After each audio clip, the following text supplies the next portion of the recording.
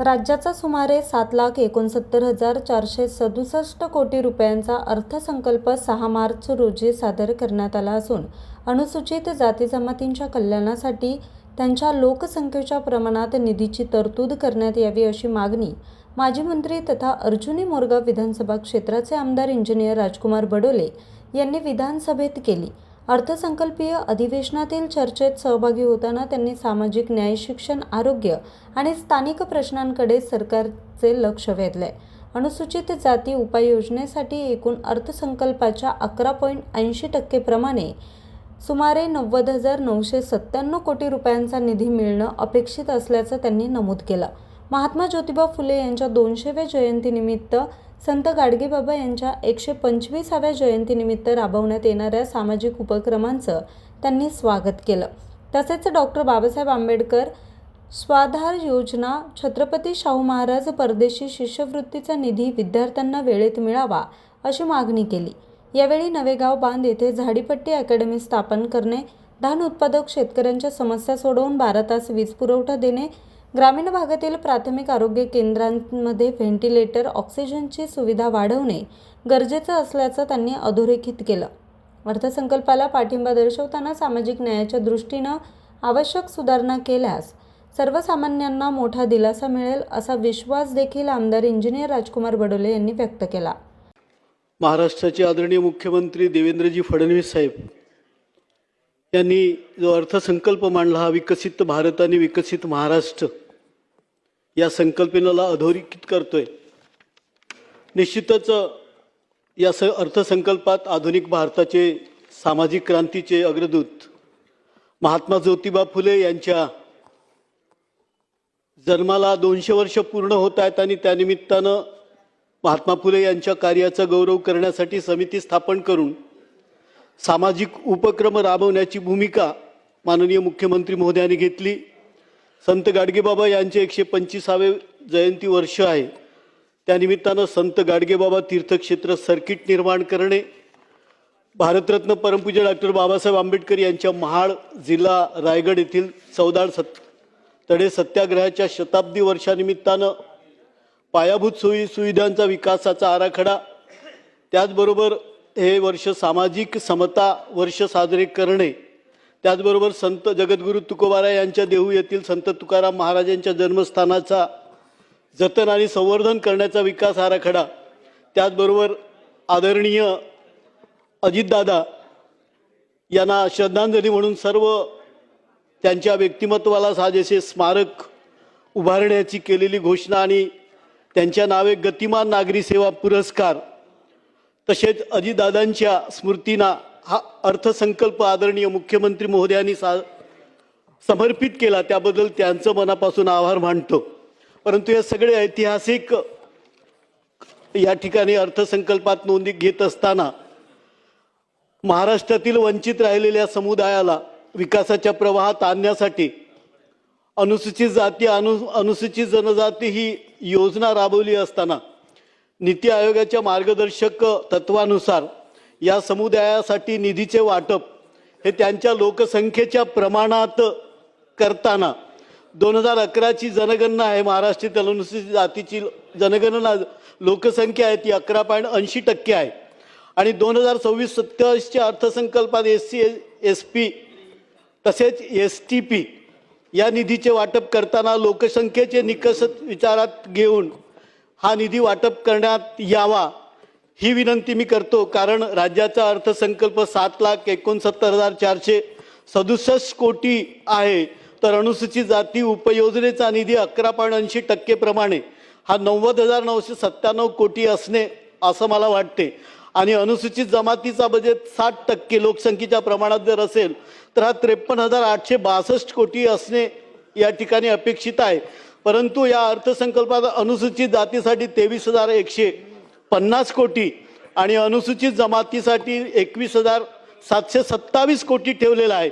हा जोपर्यंत अनुसूचित उपयोजनेच्या लोकसंख्येच्या 11.80% ऐवजी हा 4.93% होतो, तर अनुसूचित जमातीसाठी हा 2.82% होतो। याबाबत मला वाटते स्पष्टीकरण झालं तर योग्य होईल। किंबहुना 2026-27च्या अर्थसंकल्पीय दस्तऐवजानुसार महाराष्ट्राचा वार्षिक योजना खर्च 2,15,000 कोटी जर असेल तर यावर आधारित लोकसंख्या प्रमाणे अपेक्षित निधी हा SCPचा 25,370 कोटी यायला पाहिजे होता, तर त्याच्यामध्ये 2,220 कोटीची ही तूट येत आहे. तर मला वाटते ही महसुली तूट यावर्षी या संदर्भामध्ये म्हणजे 2,220 कोटी पण याच्यात वाढवण्यात यावा एवढी विनंती या निमित्तानं करतो. तसेच या राज्याचा जो महसुली तूट आहे हा 40,552 कोटीपर्यंत पोहोचली आहे. अशा परिस्थितीमध्ये महाराष्ट्राच्या या सामाजिक न्यायाच्या योजनासाठी निधी राखून ठेवणं, अनुसूचित जाती उपयोजनांसाठी निधी राखून ठेवणं, तसं पाहिलं तर भारतीय संविधानाच्या अनुच्छेद 46 अनुसार अनुसूचित जाती जमातीच्या शैक्षणिक व आर्थिक हिताचे संरक्षण करणे हे राज्याचं कर्तव्य आहे आणि त्या दृष्टीनं हा निधी राखीव ठेवणं मला वाटते महत्त्वाचं आहे. अर्थसंकल्पात दुसरा एक जर भाग पाहिला तर एक मोठा अनिवार्य खर्च जो येतो तर महाराष्ट्राच्या 25-26च्या सुधारित अंदाजपत्रकाप्रमाणे राज्याच्या महसुली खर्चाचा 56% भाग म्हणजे पगारावर 39%, पेन्शनवर 13%, व्याजाचे हप्ते 12% असा जर केला तर साधारणतः 56% जातो. त्यामुळे वित्तीय कपात करून निधी कमी दिला असला तरी अनेक कारणानं दिलेला निधी इतरत्र वळवला जाणार नाही. जसं अतिवृष्टी झाली किंवा अजून काय दुष्काळ झाला अशा कारणानं हा निधी इतरत्र वळवला जाता कामा नये. तेव्हा अनुसूचित जाती उपयोजना आणि TSPचा निधी इतरत्र वळविता कामा नये ही विनंती मी या निमित्तानं करतो. त्याचबरोबर अर्थसंकल्पाच्या 11.80% निधी जो SC/ST साठी देणे जर याच्यामध्ये कठीण जरी असला तरी हा वळवता कामा नये. आणि त्याचबरोबर कर्नाटक आणि तेलंगणा सारख्या राज्यांनी जी योजना या ठिकाणी SC/ST आणि TSPचा ऍक्ट मंजूर करून जी कायदेशीर त्या ठिकाणी तरतूद केलेली आहे ती बंधनकारक महाराष्ट्रात पण झाली पाहिजे. त्याचबरोबर SC/ST व TSPचा निधी इतरत्र जाणार नाही किंवा वेपगुप्त होऊ नये म्हणून हा कायदा या ठिकाणी करणार का सरकार, असं पण या अर्थसंकल्पाच्या निमित्तानं मी या ठिकाणी विचारणा करतो. त्याचबरोबर लोकप्रिय योजनांमुळे अनुसूचित जाती जमाती यांचा जो योजनावर मोठ्या प्रमाणात ताण पडतो, परंतु त्यामुळे जी डॉक्टर बाबासाहेब आंबेडकर स्वाधार योजना आहे, छत्रपती शाहू महाराज परदेशी शिष्यवृत्ती योजना आहे, अनुसूचित जाती वस्ती सुधार योजना आहे किंवा कर्मवीर दादासाहेब गायकवाड सबलीकरण योजना आहे, या योजनांचा निधी वेळेवर बऱ्याच वेळा मिळतच नाही. आणि अनुसूचित जातीच्या सहकारी संस्थांना कर्ज देण्याची योजना असेल, सुतगिरण्यांना सहाय्यक अनुदान देण्याची योजना असेल, या योजनांना ज्या पद्धतीनं निधी भेटायला पाहिजे तसा निधी दिला जात नाही.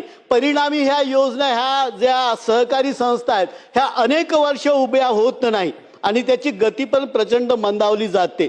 केंद्र आणि राज्याच्या वाटाचा जर विचार केला तर अनेक योजना ज्या केंद्र पुरस्कृत आहेत, ज्यात केंद्र सरकारचा 50% वाटा असतो किंवा 60-40चा एक रेशो असतो, जर ज्या राज्यानं आपला वाटा वेळेवर दिला नाही तर केंद्राचा निधी पण त्या ठिकाणी थांबतो आणि महाराष्ट्राच्या वित्त विभागानं या ठिकाणी अनेक निधी रखडून राहतो आणि त्याच्यामध्ये बऱ्याच वेळा पाहतोय की या योजनाच्या अंमलबजावणीस वित्तीय व्यत्यय निर्माण होतो आणि त्यामुळे हे SC/ST व TSPची ज्या योजना आहेत या नस्तीबद्ध करण्याच्या दृष्टीने या लगेच त्यांच्या नस्ती वेळेवर त्या मार्गी लावण्याच्या दृष्टीनं या ठिकाणी अनुसूचित जाती जमाती किंवा या सगळ्या योजनांसाठी अतिरिक्त सचिव वित्त नेमून या लोकांना न्याय द्यावा ही विनंती या अर्थसंकल्पाच्या निमित्तानं मी या ठिकाणी करतो. त्याचबरोबर या अनेक योजनांचा तौलनिक अभ्यास केला तर लक्षात येते की ज्या राज्यांमध्ये हा विशेष कायदा करण्यात आला तर त्या ठिकाणी निधी पण मोठ्या प्रमाणात दिला जातो, योजना पण लगेच मार्गी लावतात. दुर्दैवानं महाराष्ट्रामध्ये ती परिस्थिती होत नाही आणि म्हणून माझी एक विनंती आहे की महाराष्ट्रात अनुसूचित जाती अनुसूचित जमाती उपयोजना नियोजन आणि उपयोजन कायदा त्वरित मंजूर करावा. SC/ST व STPचा जो निधी आहे त्याचा विनियोग रिअल टाईम ट्रॅक करण्यासाठी एका डिजिटल पोर्टलची निर्मिती करावी, जसे नीती आयोगानं या ठिकाणी मार्गदर्शनात सांगितलं होतं तर ते पण केलं जावं, एवढी विनंती या निमित्तानं करतो. स्वाधार आणि शिष्यवृत्ती योजनांचा लाभ थेट विद्यार्थ्यांच्या खात्यावर वेळेवर जमा होईल यासाठी स्वतंत्र निधी वितरण कक्ष जर निर्माण झाला तर लगेच त्यांना भेटेल, नाही तर 2-2 वर्ष त्यांना पैसेच दिले जात नाही, तर ते पण केलं जावं एवढी विनंती करतो. भांडवली गुंतवणुकीवर भर द्यावी, म्हणजे केवळ अनुदानावर खर्च न करता अनुसूचित जातीच्या तरुणांना उद्योजक जर बनवलं, अनुसूचित जमातीच्या तरुणांना उद्योजक बनवलं, ओबीसीच्या तरुणांना जर उद्योजक बनवलं तर मला वाटतं ह्या भांडवली कर्ज जो आहे आणि त्यासाठी जमीन उपलब्ध करून दिली तर मला वाटतं या युवकांचा पण त्या ठिकाणी विकास होईल. 2026-27 हे समता आणि समरसता वर्ष साजरे करताना माझी एक माफक या ठिकाणी विनंती असेल की महाडच्या धर्मशंकराला शताब्दी वर्ष ह्या झालं, त्यासाठी सामाजिक समता दर्शक कार्यक्रम पण आपण घ्यावेच. महात्मा ज्योतिबा फुले यांची 200वी जयंती या राज्यभर व्याख्याने मिळावे. माननीय मुख्यमंत्र्यांनी या ठिकाणी ऑलरेडी घोषणा केलेलीच आहेत. भारती आणि समता प्रतिष्ठान सारख्या ज्या संस्था आहेत या संस्थांच्या माध्यमातून औद्योगिक प्रशिक्षण, शैक्षणिक फेलोशिप, परदेशी शिक्षण यासारख्या योजना योग्य पद्धतीनं राबवाव्या. यात अनेक विद्यार्थ्यांची PhDची फेलोशिप अजूनपर्यंत भेटलेली नाही आहे. त्या बाबतीमध्ये बऱ्याच वेळा ते लोक आताही भारतीमध्ये उपोषण करत आहेत, म्हणून ही फेलोशिप त्वरित देण्यात यावी एवढी विनंती करतो. महात्मा फुले महामंडळ आहे, अण्णाभाऊ साठे महामंडळ आहे, संत रविदास महामंडळाच्या योजनांच्या ज्या आहेत ह्या अशाच पडलेल्या असतात. निधी कुठेतरी तरतूद केले परंतु प्रत्यक्ष त्या योजना कामी लागत नाही, म्हणून त्यांचं पुनर्विलोकन करून त्या अधिक लोकाभिमुख करण्यासाठी योग्य योजना कराव्यात. शाहू फुले आंबेडकर निवासी शाळांना मागच्या 2019 मध्ये 20% अनुदान दिला होता, परंतु त्याच्यानंतर ते अनुदान पण भेटले नाही आणि ते तसंच रखडलेलं आहे. म्हणून हा जो निर्णय आहे तर इतकी वर्ष त्याची अंमलबजावणी झाली नाही, ती पण केली जावी एवढी विनंती या निमित्तानं करतो. त्याचबरोबर शेवटी जोपर्यंत अर्थसंकल्पाच्या प्रत्येक रुपयामध्ये उपेक्षित घटकांचा वाटा सुनिश्चित जर होणार नाही तोपर्यंत सामाजिक न्याय प्रस्थापित होत नाही असे बाबासाहेब म्हणायचे. मला वाटते या निमित्तानं या प्रत्येक रुपयामध्ये सामाजिक न्यायाचा वाटा किती आहे याचा विचार जर झाला तर मला वाटते योग्य न्याय या मागासवर्गीय समाजाला भेटल, म्हणून ते आपण करावा. आणि जाता जाता फक्त माझ्या विधानसभा क्षेत्रातील नवेगाव बांध इथे झाडीपट्टी अकॅडमी निर्माण झाली पाहिजे. झाडीपट्टीतील कलावंत त्या ठिकाणी मोठ्या प्रमाणात आहेत.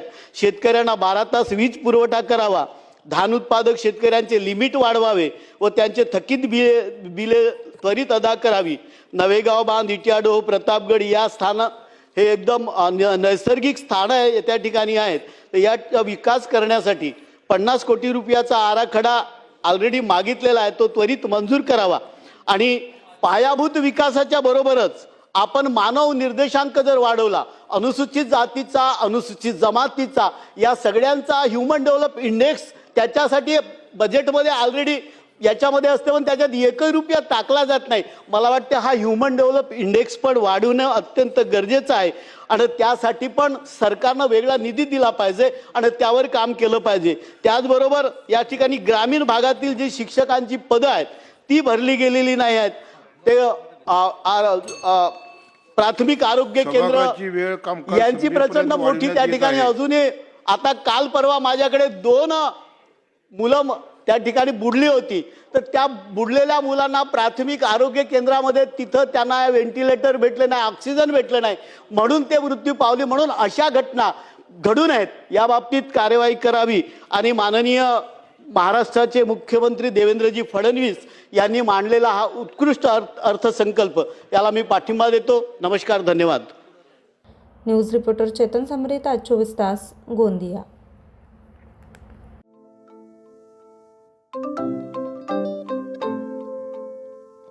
नवनवीन आणि ताज्या घडामोडींसाठी आज 24 तास सबस्क्राईब करा.